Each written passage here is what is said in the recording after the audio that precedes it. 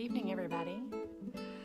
Well, I took a couple days off after my last 30-day challenge just to regroup and to ask myself if there was a reason to keep doing these, I guess. And as many of you remember, I started this out as a challenge to test myself and push myself a little bit on being comfortable in front of a camera and speaking off the cuff. And so now we're more than 60 days in, so it's feeling pretty good.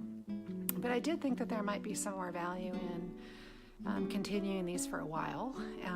And what I was thinking about was more along the lines of all of the work that we've done over the last several decades, being the age that I am.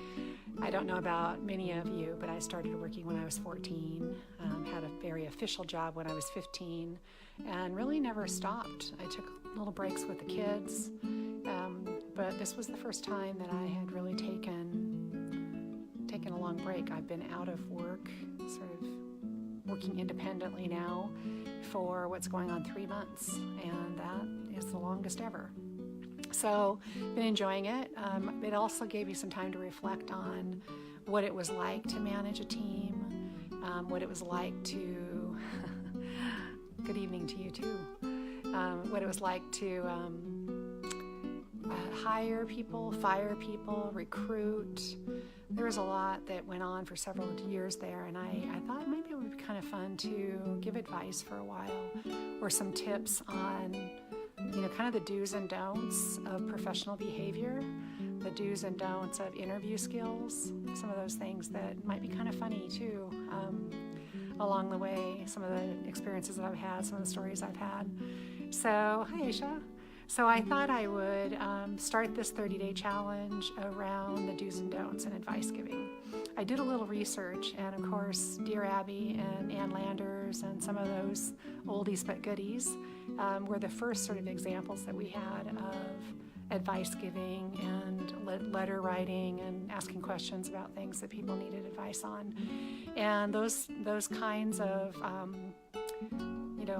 columns are going away in papers more than anything, but in real life and in online, especially with social media, there's all kinds of unlimited advice being given for people and all kinds of sharing of advice. So things are certainly different, but I did think with my perspective from being a leader within an organization, a large organization, that I could share some tips on if you're out looking for a new job, if you are considering a change in a career, if you are having a slump in your current position but you love it, any of those things, you might appreciate some of the tips, and also maybe get a little kick out of some of the funny stories that I have.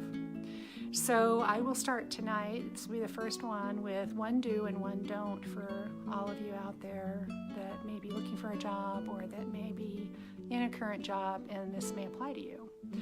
So what I would say about professionalism for women. So right now I'm just going to be talking about young women.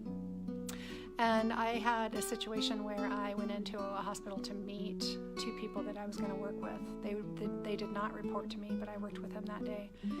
And I would just say, think about your dress and whether it's professional or not. There are all kinds of different definitions now of professional dress out in corporate world, out in the hospitals. So even though there are more and more companies that are hiring people and tell them it's okay to show up in jeans, it's okay to show up in sandals or flip-flops, that isn't always the case especially in healthcare, where you may be in a hospital situation where there are policies around infection control, there are policies around sort of what you have on your feet. So I would just say, do make sure that you know what the dress codes are for anybody that you're going to talk to and be around. And also, if you are in healthcare, what the dress codes are for hospitals. You can't just assume that because what you think is professional. It's not. So the story that I have around, do think about what the dress code is, was, one of the women was getting ready to be married, and so she was exploring Hawaii as her place to get married. And she showed up at work at a hospital. She's a nurse by background, and her job with an organization was to take care of patients, talk to them, talk to the family, talk to nurses, talk to doctors. And she showed up with a sundress kind of thing, long dress with flip-flops, so her toes were out, and no jacket on, so her arms were bare. And it was a really large hospital, and I was fairly embarrassed to be there because, hello there, I was embarrassed to be there because I knew that anybody that was watching was looking at her with her name tag on, with her work bag, anybody would have known that that wasn't okay or that wasn't professional. So that was for the first time that I'd been in a situation where if I had been the manager, I would have sent her home. But instead, I was supposed to spend the day with her. So it was a very unique situation. So for any of you out there that are thinking that what you have on in the morning looks professional, please do a check and find out. You don't want to be one of those people that gets talked about as a do and a don't eventually. So healthcare in general, extremely professional. You will never go wrong by being better dressed or more well dressed than anybody else. You'll never go wrong with having a jacket on. And certainly you will always have a problem if you have flip-flops on in a hospital. That will always be a problem. I think we were kind of lucky that day we didn't get thrown out. So that is the do. Do check on dress code. Do pay attention to how you're dressed if you're out and about and working for a living. And then I would just say, don't assume that your idea of professionalism or professional dress applies to everybody else. So think about what you got on. And unfortunately, I would like to say that we could wear whatever we want and feel great about, and own what we want and be confident.